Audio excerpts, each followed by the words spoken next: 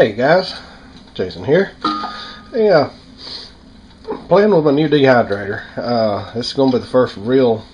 I've done some apples in it so far, and I've done a couple of batches of beef jerky that turned out pretty good. As soon as I get that dialed in right, I'll show you exactly how to make some killer beef jerky. I've got the taste down, but I don't have the time just right yet. Still coming out a little too crispy. But anyway, today I'm working on a Hungarian Goulash. I got it off of Mr. Babelfish 5's channel, and it seems like it's going to be pretty simple, and it sounds delicious. It's 3 pounds of ground beef, browned up and drained really well. And it's a cup of onions sauteed, 5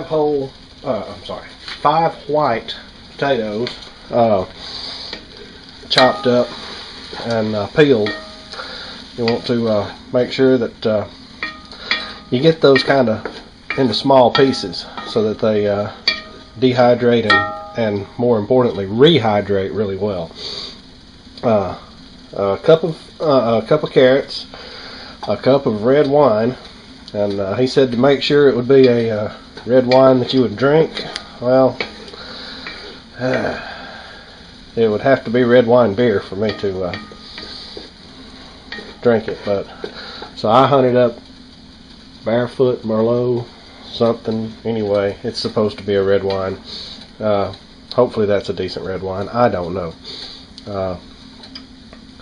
I actually almost substituted beer for the wine, but anyway. Also, it calls for 3 tablespoons of paprika.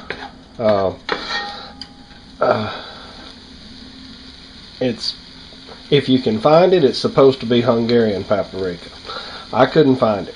Even at the International Food Store here, they didn't have Hungarian paprika. So I just went with smoked paprika.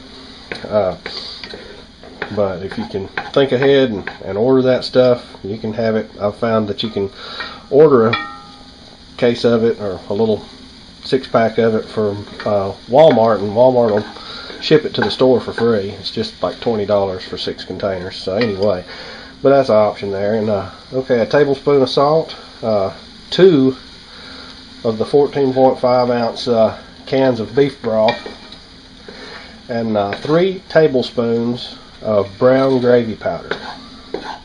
So first step, of course, is to brown your ground beef. Second step is to saute your onions up, and that's where I'm at now. So let me finish up with this step. We're getting pretty close to done, but let me finish up with this step, and I'll bring you back when we're doing something different.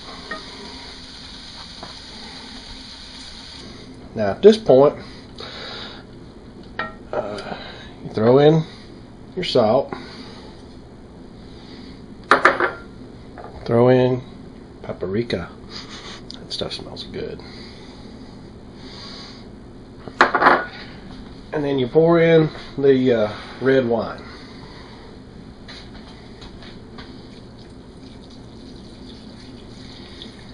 Now, yeah.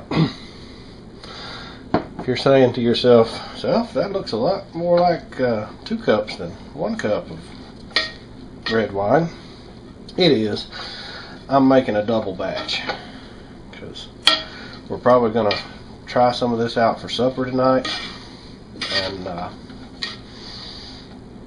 I'm going to take what's left over and put it in the dehydrator. So, double batch. Yeah, I can tell also that I'm going to have to switch from this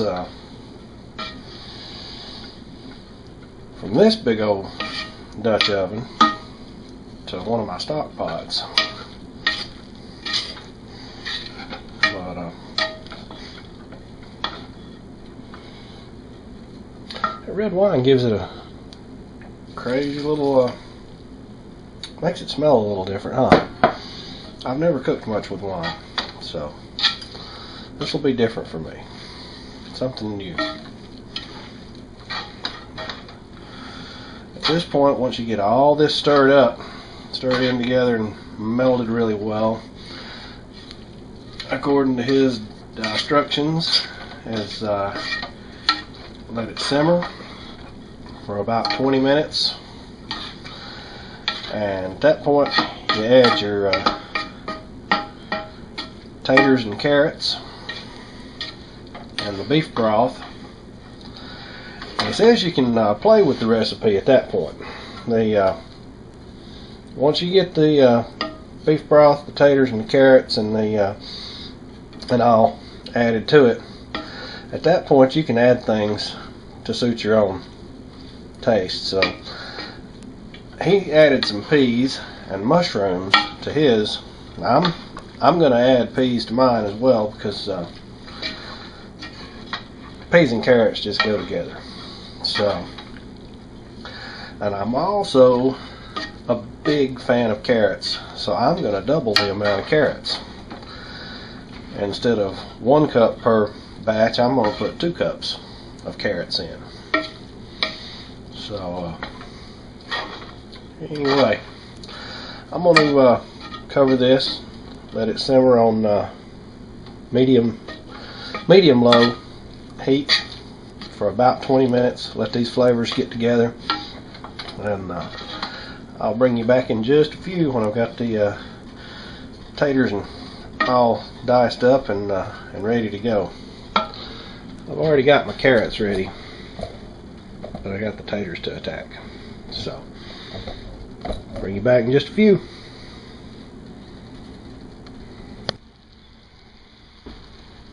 Alright guys, I had to switch out to my bigger stock pot because I just didn't think that other one was going to work. Just didn't seem deep enough. Alright, we're at the point now where we got our taters. Yeah, double batch of taters. That's a lot of taters, and notice how small I diced those things up. That's just to make them rehydrate well. Once they go through the dehydrator. Now then, we're going to add the carrots and peas.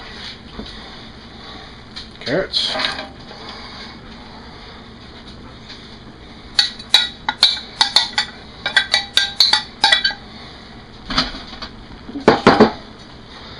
And the peas, which are optional, but I think they'll give it a nice color, and like I said before, don't nothing go together like peas and carrots. Alright, next is the beef broth. We'll add that once I get these stirred in good, and like I say, for a regular batch, two cans. For this double batch will be 4. I won't bore you with opening up cans of beef broth and dumping them in here, but I'll bring you back in a minute when it's time to add the gravy mix. At this point, we simmer for another 20 minutes, or until the taters and carrots are tender and done. So back in just a few. Alright, I just had to show you the color that we've got going on here. Now I have not added the gravy yet to the mix. Look at the paprika and the red wine. Just look at those colors.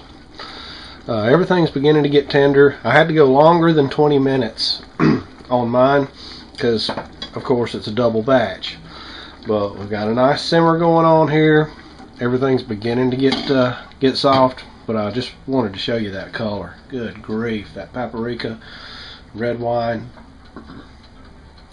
And I've done a little taste test.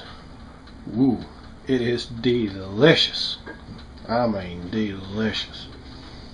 I'm wondering about adding some okra to it. Not this batch, but the next batch. I think a couple of cups of okra would turn this into a southern goulash that that the Cajuns would be proud of. Maybe a dash of cayenne pepper. I don't know. Anyway, we're going to be playing with this recipe because this stuff is good. Alright, last step. Powdered gravy mix. And I will throw out there that those little pouches, the little small pouches of the gravy mix, I took my spoon and dipped into them just to measure them out, and they wind up being actually 3 tablespoons in each pouch. I mean, I got a heaping one, a regular, and then one that's just a little shy, and then knock the rest of the dust out of it. And I'm saying, you know, if you're going to do a batch, one of those little pouches of brown gravy mix would be perfect. If you're going to do a double like I did, 2 pouches will take care of you. But I mean, they're not like 50 cents a piece at Walmart. So anyway, but it's time to add the gravy mix. But look at that. Does that not look delicious? I've tasted it. I can tell you it is. It's good stuff. So we're gonna add the brown gravy mix, which is gonna change everything. That brown gravy mix is gonna thicken this stuff up. It's gonna give it another little kick, another little level of spices. And honestly, I got to think a little bit about, you know, I'm thinking a little bit about it. I'm thinking this gravy mix is going to act a lot like flour, and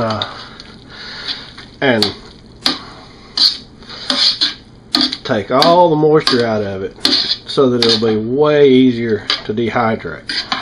All this liquid, I mean, it's already changed the color of the soup, or the broth, whatever you want to call it.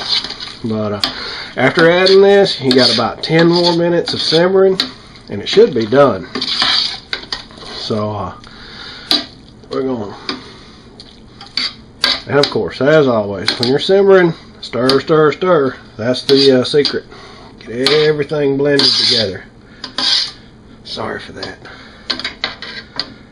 That sounds horrible. But stir, stir, stir.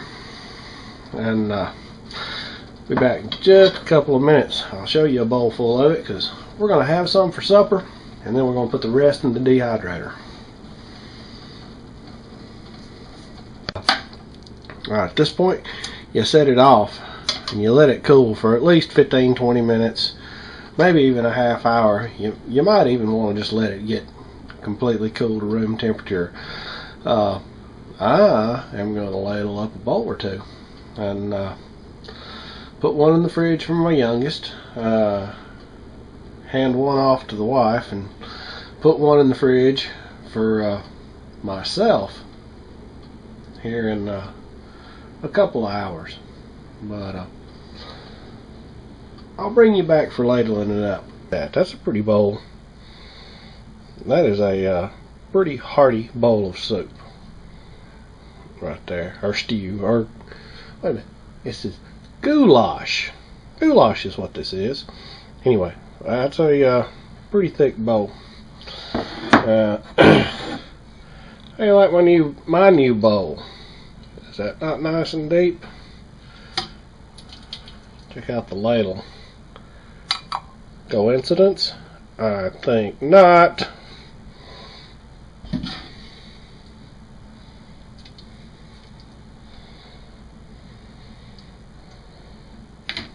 Whoops. Alright, so there's mine. And I can tell you right now, like I say, add a little salt, whatever, some pepper, anything that you like. But anyway, you ladle this stuff over your sheets here, spread it out nice and thin. The thinner it is, the quicker it will dehydrate.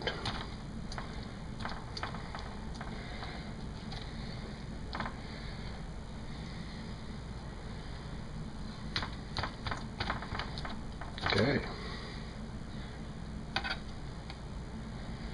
2 ladles full. Looks like is about perfect. Alright guys, I got 3 bowls, which the wife has already taken one, which is fine, but and my super big beehive cup, and got actually 8 trays for the dehydrator. So actually I think we'll move everything up 1 tray, fire this thing up at Mr. Babblefish 5's channel said I'm sorry, I did get 7 trays, not 8. Anyway, Mr. Babblefish 5's channel said 160 degrees. Now he's got one of those nice Nescos. I've just got the Excalibur. The Excalibur does 155, so I'm gonna max it out at 155 and run it for the 12 hours that he suggested and check and see. So I guess I'll see you guys in 12 hours. Alright guys, it's about 4 in the morning. I've had I gotta head to work, but here's a finished product. We let this run all night. There's a couple of the trays to give you an idea of what this is supposed to look like. It's going to be real hard, crispy, ready to bag up. I'm just going to put it in Ziploc baggies. I'm probably going to, let's see, got 7 trays. Had 2 big meals out of it. I'm probably just going to half these trays up. Put about half, you know, in one. I split them in half, 2 baggies per tray. And that ought to be, 1 baggie ought to be a fine meal for a fella. Alright, I got 11 really stuffed bags. This will make a bowl full of goulash that'll feed even me. But one side note, I had 2 trays, the 2 bottom trays in this thing that didn't quite get good and dry, so I'm gonna have to put them back on for a couple hours. I'll let the wife check on those later on when she gets up. But anyway, I got to hit the road. But like I said, just a side note on that, on those 2 bottom trays, you'd either want to rotate them about halfway through, or maybe even just pull them out and turn the product over. Because like I said, the top appears to be nice and crispy, but the bottom side is just a fuzz damp. And actually, thinking back on it, I'm pretty sure in Mr. Babblefish 5's video that I watched on him doing it, I'm thinking maybe possibly he did flip his. I can't remember, I watched so many videos on doing different things. I was thinking that he did not, but he may have. So anyway, he's using a different dehydrator as well. His dehydrator gets a little higher temp than mine, so that could be a difference as well. This Excalibur, you may have to either go longer time or just think to rotate the trays and possibly flip the product. So anyway, let's head to South Alabama.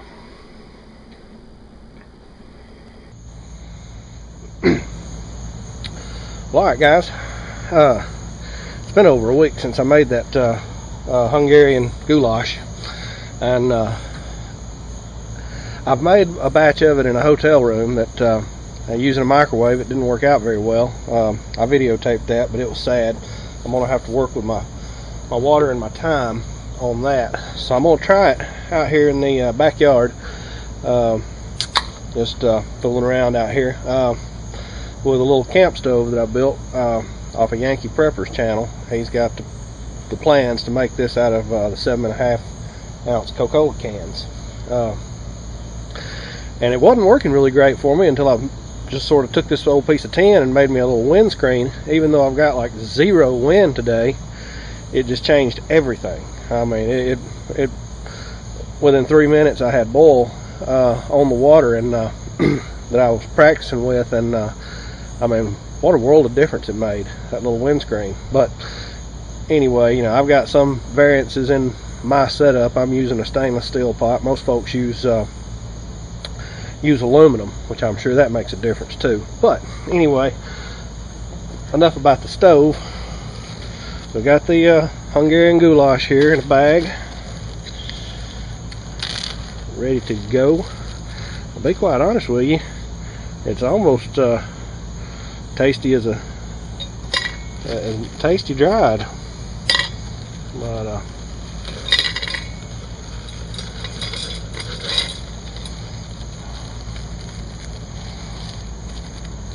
dump it into your little pot here, like so, and according to his directions,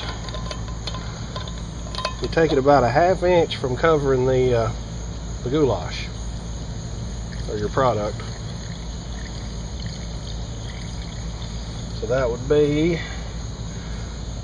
at about the 12 ounce line on my little cup here. Wait, I don't know, really can't see down in there, but like so. This little guy set up. Now what I've noticed is he calls for about 15 minutes of boil. That's why I built two of the little stoves, so I can alternate. You get about 7 minutes. You get about 3 minutes right off the bat, up till when it boils, and then you get about 5 or 6 more minutes, if I'm remembering right. I timed it a couple of times, but you get about 5 or 6 more minutes of good steady boil. Actually, the last time I did it was with the windscreen, and I was surprised I got a couple of extra minutes out of it. But anyway, that said, I'm just using plain old 91% denatured, isopropyl alcohol.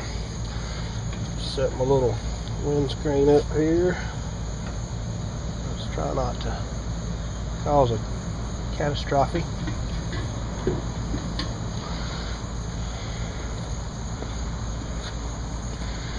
Get my handy dandy flint and steel here, and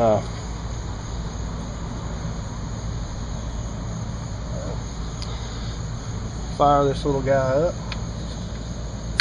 There we go. And I'll bring you back in just a sec when we're up to a boil.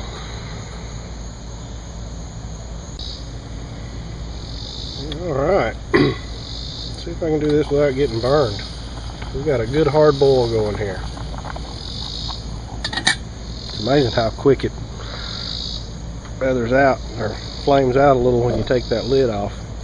I know you're supposed to get rid of that tripod once the thing blooms, but I think it's the bottom of my pot has got a little indentation in it, and it put the fire right out when I did that. So I'm gonna have to leave it on its little tripod. But looks like we got some serious hydration going on. Those sweet peas are plumping up nicely. Pretty stoked. See how this tastes. Back in a bit. Well, alright guys, it's done. 15-minute boil, and let it sit for about 20 minutes, and look how thick that goulash is. That's some good stuff. Stir, stir, stir. Y'all take care. Jason, out.